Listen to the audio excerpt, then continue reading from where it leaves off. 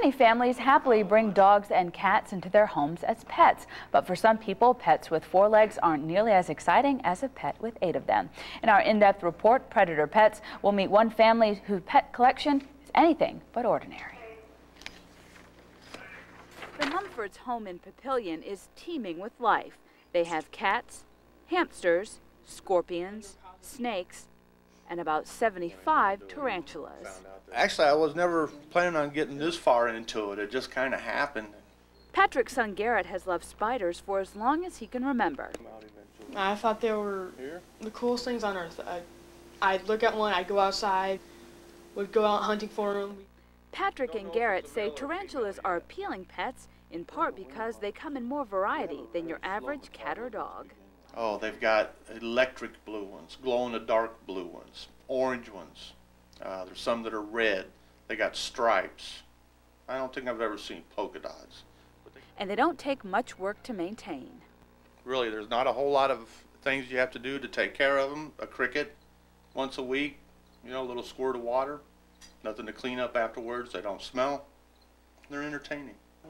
While the Mumford family loves their spiders, not everyone who visits them is as intrigued. I got a lot of ews and gross and I can't believe you have those, and ew, squish it. Megan Mumford says eventually tarantulas just grow on you. Like, I didn't like them when I first got them. I thought they were gross. I couldn't stand them. It took about 6 months, and I started getting into them.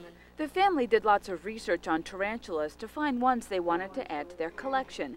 With over 800 known species of tarantula, there's a lot to choose from. It's like people. They all have a different personality. Patrick says they're defensive and docile tarantulas, and while some of their bites can be quite painful, no tarantula bite has ever been fatal. There's never been a confirmed death from a tarantula bite, and more often than not, if you were to get bit, it's less than a bee sting. About 8 months ago, the Mumfords met another tarantula fan, and together they created the Nebraska Tarantula Enthusiasts Club. Just because it's such a unique hobby and there's so few of us out there that when you find somebody that has a common interest, you instantly want to, talk with them and bond with them. KJ Vezino is the club's president.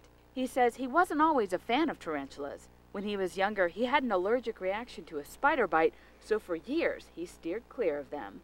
So I just kind of decided myself that I wanted to overcome my fear. And I just started researching them online and looking up everything I could on spiders, and found tarantulas and thought they were kind of interesting. He soon realized it was hard to meet other people who shared his enthusiasm. There are online communities where a lot of us go and just kind of get our questions answered and talk about tarantulas. But there's not a really good organization out there to kind of bring people together. The club meets once a month in Bellevue. Some members drive for miles to come. We have members across the borders in Iowa, Kansas, and Missouri who, it's quite a drive for them, but they'll occasionally make it up to 1 or 2 meetings. So it seems when it comes to owning tarantulas, the only thing to fear is running out of space.